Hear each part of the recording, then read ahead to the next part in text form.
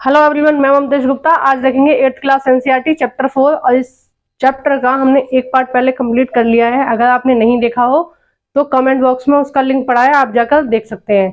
पहले first part देखेंगे, बाद में सेकंड देखेंगे, तभी आपको सारी चीजें क्लियर समझ में आएंगी। ठीक है, तो हमने काफी सारी चीजें क्लियर कर ली थी। इसमें हमने पहले पार्ट में देखा था कि जो आदिवासी लोग हैं उनका रहन सहन कैसा था, किस तरीके से वो रहते थे, क्या खाते थे, क्या पीते थे, क्या करते थे, वो सारी चीजें हमने फर्स्ट पार्ट में कंप्लीट की थी। ठीक है, अब हम इसका सेकंड पार्ट देख रहे हैं। अब हम इसमें क्या देखेंगे, हम इसमें देखेंगे औपनिवेशिक औपनिवेशिक शासन से आदिवासियों के जीवन पर क्या असर पड़ा। तो पहले पार्ट में हमने क्या देखा कि उनकी धर्म संस्कृति कैसी थी, रहने का तरीका, खाने पीने का तरीका कैसा था। ठीक है, क्या नियम कानून थे उनके कबीलों में, ये सब हमने फर्स्ट पार्ट में देखा था। इस पार्ट में हम देखेंगे कि अंग्रेजों ने उन पर कैसे अपना अधिकार जमा लिया, कैसे उन पर टैक्स वगैरह लगाए, कैसे उनका शोषण किया, ये सारी चीज हम इसमें देखेंगे। ठीक है, अभी देखिए आपकी ये जो मेन हेडिंग है ये आपसे क्या बोल रही है, औपनिवेशिक शासन से आदिवासियों के जीवन पर क्या असर पड़ा। औपनिवेशिक का क्या मतलब होता है, यानी कि जो अंग्रेजों ने जो अधिकार कर लिया था आदिवासियों पर, तो अंग्रेजों के अधिकार करने के बाद उन पर क्या प्रभाव पड़ा। अब देखिए हेडिंग नंबर 1, आदिवासी मुखियाओं का क्या हुआ। मैंने आपको बताया कि एक कबीला होता था, उस कबीले का एक सरदार होता था, है ना। तो जो जनजाति के लोग रहते हैं वो ऐसे ही रहते हैं। ज्यादातर जो जनजाति के समूह होते थे वो इस तरह के होते थे कि एक कबीला, मतलब कबीले का मतलब यह है कि 100 लोग या 100-150 लोगों का एक समूह होता था और उसका एक मुखिया होता था, और वो उस पूरे समूह को गाइड करता था। ठीक है, मतलब काम वगैरह करवाना है बाकी सबसे, मतलब आप समझ सकते हैं कि एक समझदार सा व्यक्ति होता होगा उनमें, तो वो सरदार होता होगा, उनका सरदार होता होगा, और वो अपने हिसाब से उस कबीले को चलाता था। और कबीले में जितने भी लोग रहते थे वो कौन होते थे, वो सारे के सारे एक परिवार के लोग, मतलब आपस में उनके संबंध ऐसे होते थे जैसे एक ही परिवार के लोग हों। ठीक है, भेदभाव, ऊंच नीच ये सब नहीं था, जाति भेदभाव नहीं थे उनके कबीले के अंदर। सब लोग क्या है, समान और समान दृष्टि से सबको देखते थे। ठीक है, और ये जो जनजातियों के नियम वगैरह होते हैं ना, जीवन शैली के जो नियम होते हैं, ये बहुत ही पवित्र होते हैं, और इनके यहाँ जो अपराधी होते हैं वो ना के बराबर होते हैं, क्योंकि सब लोग क्या है, भाईचारे से ही रहते हैं। अब देखिए अंग्रेजों ने क्या किया कि जो मुखिया थे उनसे उनकी शक्तियों को छीन लिया। जब अंग्रेजों ने अपना अधिकार जंगलों पे करना शुरू कर दिया, आदिवासियों की जीवन में उन्होंने अपना हस्तक्षेप शुरू कर दिया, इंटरफेयर शुरू कर दिया, तो उन्होंने क्या किया कि जो कबीले के सरदार थे उनसे उनकी शक्तियों को छीन लिया। उनसे उन्होंने बोला कि देखो अब तक जो तुम्हारा नियम वगैरह चल रहे थे वो ठीक है, लेकिन अब से क्या होगा कि जो अंग्रेजों के नियम हैं, अंग्रेज सरकार के जो नियम हैं वो होंगे। क्योंकि पहले कबीले के जो सरदार होते थे वो अपने हिसाब से नियम बना लेते थे, उनके समूह को जिस हिसाब से उन्हें चलाना होता था। ठीक है, राजाओं का कोई अधिकार नहीं होता था कबीलों पर, जनजाति लोगों से कोई मतलब नहीं होता था। राजा जो होते थे पहले, उनका कोई मतलब नहीं होता था। लेकिन जब अंग्रेज आए तो अंग्रेजों की नजर किस पर पड़ गई, हमारे जंगलों पे पड़ गई। उन्होंने देखा कि हमारे जो जंगल हैं वो बहुमूल्य लकड़ी है, उनमें बहुत अच्छी अच्छी जड़ी बूटियां हैं और बहुत अच्छी किस्म की लकड़ियां हमारे भारत में पाई जाती थी, अब भी पाई जाती हैं।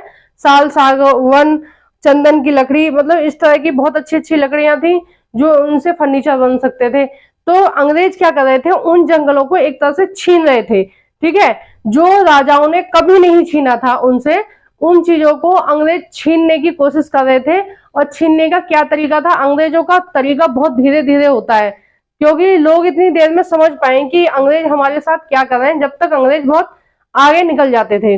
अब देखिए, अब इनके साथ उन्होंने क्या किया, मुखियाओं की सारी शक्ति छीन ली और मुखियाओं को बोल दिया कि अब जो नियम चलेंगे वो हमारे हिसाब से चलेंगे, और तुम अगर यहाँ पर रहोगे, जंगल में रहोगे, तो तुम्हें क्या देना पड़ेगा, नजराना। नजराने का मतलब एक तरह से टैक्स ही हो गया, है ना। तो तुम्हें क्या देना पड़ेगा, एक तरह से टैक्स देना पड़ेगा। और इन्होंने क्या किया कि जो कबीलों के जो नियम वगैरह चल रहे थे उनको पूरी तरह से खत्म कर दिया, और इन्होंने जो अंग्रेज थे उन्होंने अपने नियम उनके ऊपर थोप दिए, और मुखियाओं की जो शक्ति थी वो ना के बराबर ही रह गई थी, क्योंकि मुखियाओं के जो नियम बने हुए थे वो नहीं चल रहे थे अब, है ना। और इन्होंने क्या किया कि जो पहले क्या होता था कि जो भी प्रॉपर्टी मतलब जो भी जमीन है, खेत है, वो सब क्या है कबीले के लोगों का होता था और बराबर लोग काम करते थे। लेकिन अंग्रेजों ने क्या किया, उन सब में फूट डाल दिया, उनसे उन सब के लिए क्या है अलग अलग उन्होंने खेत नाप दिए और बोल दिया कि भाई तुम्हारे अलग अलग खेत है और तुम्हें अलग अलग टैक्स देना है इसका, ठीक है।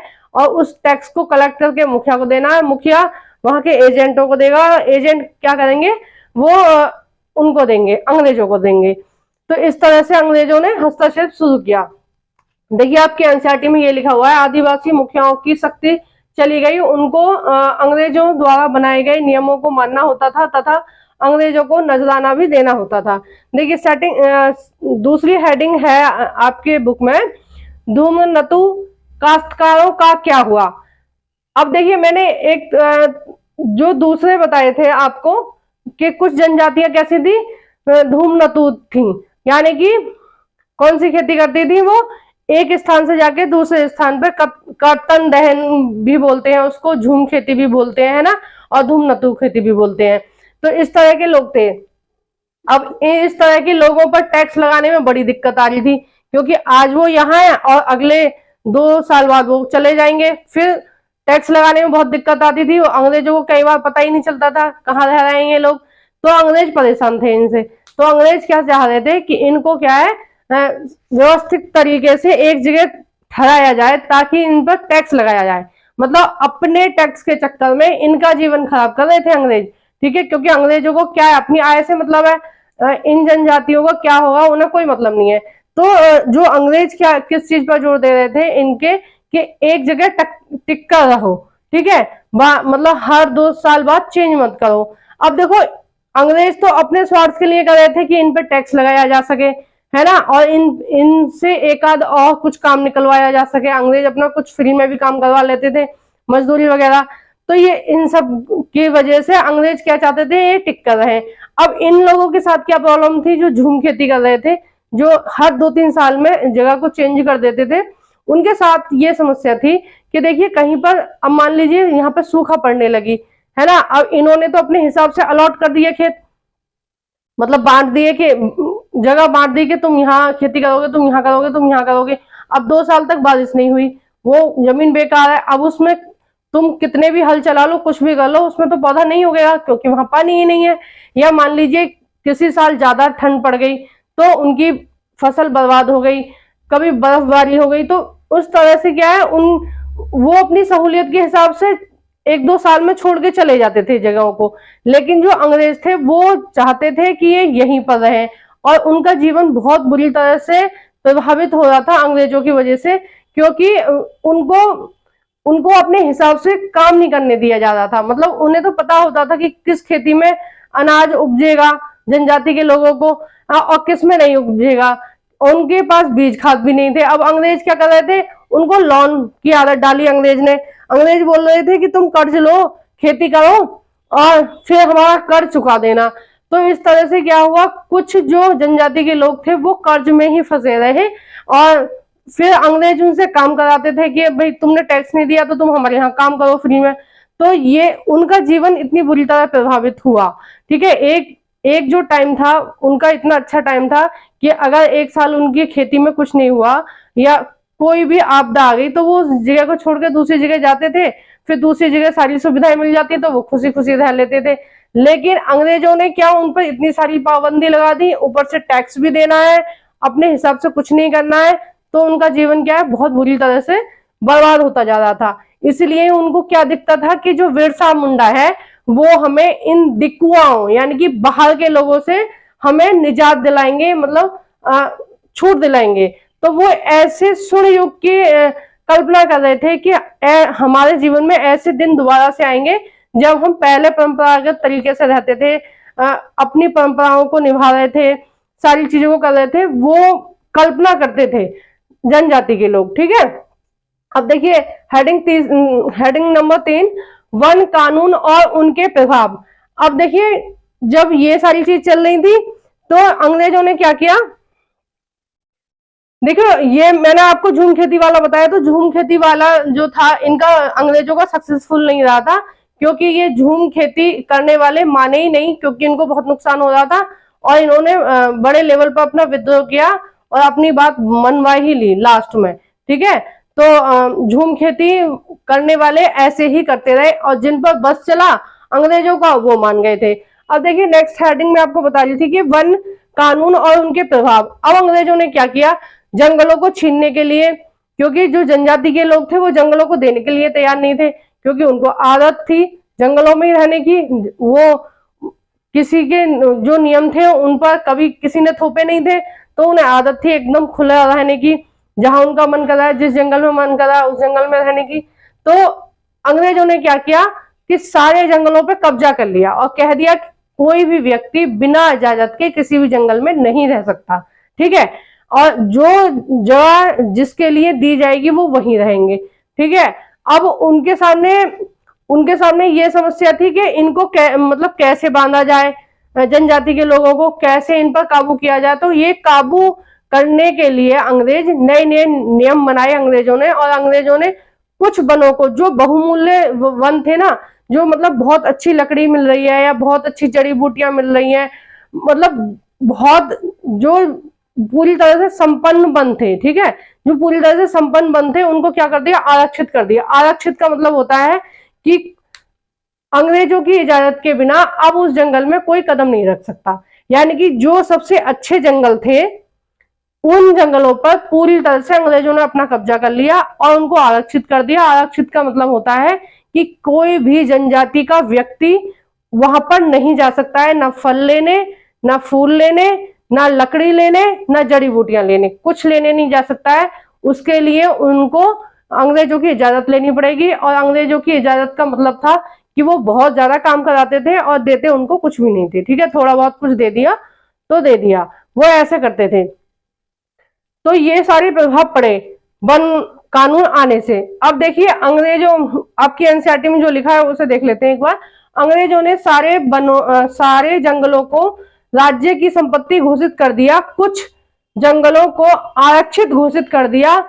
और देखिए 1906 में, ठीक है, 1906 में एक आंदोलन हुआ था असम में। ठीक है, वो आंदोलन का नाम था संगामा।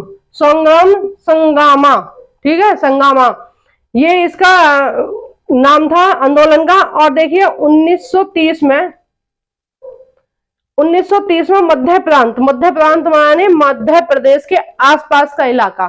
ठीक है, आज भी जो सबसे ज्यादा जनजाति के लोग रहते हैं या तो मध्य प्रदेश के आसपास के इलाकों में रहते हैं या फिर पूर्वोत्तर भारत। पूर्वोत्तर भारत कौन सा, असम, मेघालय, मिजोरम, अरुणाचल प्रदेश और नागालैंड, मणिपुर, ये सब क्या है, पूर्वोत्तर भारत है। तो इन दो जगह आज भी सबसे ज्यादा जनजातियां रहती हैं। ठीक है, तो 1930 में क्या हुआ, 1930 में मध्य प्रांत में वन सत्याग्रह विद्रोह हुए। ठीक है, यानी कि जो नियम बनाए जा रहे थे जनजातियों के ऊपर, उन नियमों को लागू किया जा रहा, तो जनजाति के लोग भी विद्रोह कर रहे थे, क्योंकि भाई इतना आसान नहीं होता तुम किसी दूसरे व्यक्ति से ये कह दो कि आज से ये घर तुम्हारा नहीं है, इस पर हमारा अधिकार है। तो ये कोई बात थोड़ी ना होती है। वो बहुत लंबे समय से रहते आ रहे हैं जंगलों में, लंबे समय से उनकी वही परंपरा चलती आ रही है। हाँ, सारी चीजें हो रही हैं, तो एकदम से चेंज हो रहा था, तो वो क्या कर रहे थे, वो भी विद्रोह कर रहे थे। अब देखिए नेक्स्ट हेडिंग है आपके एनसीईआरटी में, व्यापार की समस्या। अब व्यापार की समस्या कैसे हुई, अब देखिए जब उन्होंने जंगल छीन लिए, ठीक है, अब उनकी जो रोजगार था वो छीन लिया। अब वो जनजाति के लोग क्या खाएंगे, तो जनजाति के लोग जो थे वो बाहर मजदूरी करने के लिए मजबूर हो गए। अब मजबूर हो गए तो अंग्रेजों ने उनका फायदा उठाना शुरू कर दिया। अंग्रेजों ने क्या किया, एजेंट नियुक्त कर दिया और कहा कि जनजाति के लोगों को काम पर लगाओ। ठीक है, तो वो जैसे असम में चाय के बागान लगाए अंग्रेजों ने, तो जनजाति के लोगों के, असम की जो जनजाति के लोग थे उनको क्या किया, बागवानों में जबरदस्ती काम करवाते थे और उनको बहुत कम वेतन देते थे और इतना ज्यादा उन पर काम करवाते थे कि उनको छुट्टी भी नहीं दी जाती थी कि वो घर जाके अपना मतलब कुछ भी देख सके, अपनी फैमिली से मिल सके, इतनी भी छुट्टी उनको नहीं दी जाती थी। और देखिए झारखंड में, मैंने आपको बताया झारखंड में बहुत ज्यादा जनजातियां रहती है, और झारखंड में कौन, छोटा नागपुर का पठार है ना, तो उसमें क्या है, बहुत ज्यादा खनिज मिलते हैं, तो खदानों में काम पे लगा देते थे। अब कोयले की खदानों में काम पे लगाते थे। देखो बहुत सारी कोयले की, एक मिनट, बहुत सारी कोयले की खदानों के नाम भी आपके एनसीईआरटी में दिए हैं, और वो इंपॉर्टेंट है, ठीक है, आप उनको याद कर लेना, देख लेना एक बार, मैं आपको पढ़ के बता देती हूँ।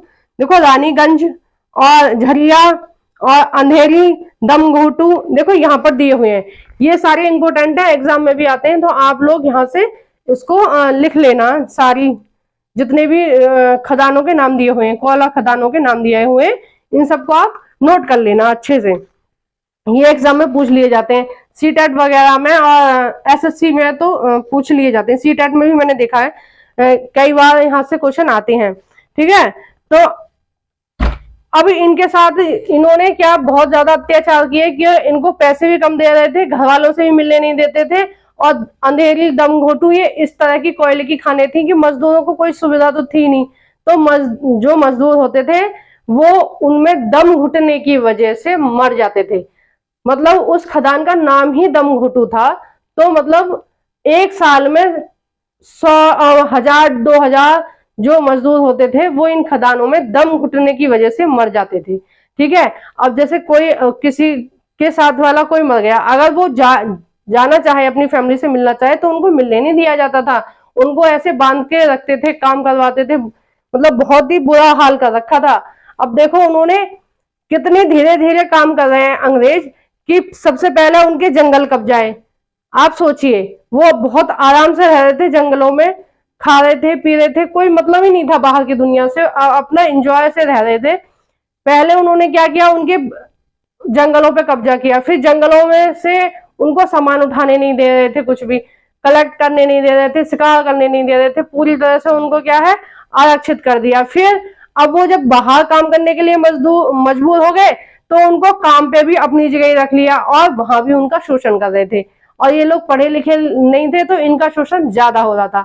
जो लोग पढ़े लिखे होते हैं उनका शोषण कम होता है मुकाबले उनके जो लोग पढ़े लिखे नहीं होते हैं, क्योंकि जो पढ़े लिखे नहीं होते हैं उनको, उनका जो कॉन्फिडेंस लेवल होता है वो थोड़ा कम होता है पढ़े लिखों के मुकाबले, क्योंकि उनको चीजों की समझ थोड़ी कम होती है जो लोग पढ़े लिखे होते हैं उनके मुकाबले, तो वो आंदोलन वगैरह भी ठीक से नहीं कर पा रहे थे, ठीक है। अब हेडिंग नंबर 5 है काम की तलाश, ये मैंने इसमें आपको समझा दिया, काम की तलाश। असम में चाय के बागानों में काम कर रहे थे, और झारखंड में कोयला खदानों में खदानों में ठेकेदारों द्वारा शोषण किया जाता था, ठीक है। ये तो मैंने आपको समझा दिया, ये दोनों हेडिंग हो गई।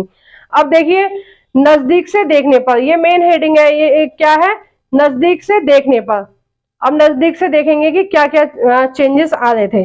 देखिए 1831 में ये सारे विद्रोह हुए हैं, क्योंकि जनजाति समूह के ऊपर अत्याचार हो रहे थे, और जनजाति के लोग समझ रहे थे इस चीज को कि जब ये दिकुआ, ये बाहर के लोग जंगलों में प्रवेश नहीं कर रहे थे, तो वो कितने अच्छे तरीके से रह रहे थे, झरनों पे बांध बनाना, नए घर बनाना, अपनी संस्कृति तरीके से रहना, नाच गाना, मौज मस्ती, ये सब उनके जीवन के हिस्सा थे, और ये सब खत्म हो गए थे पूरी तरह से जब बाहर के लोगों ने इनके जीवन में इंटरफियर करा, व्यापारी, महाजन और अंग्रेजों ने, ठीक है।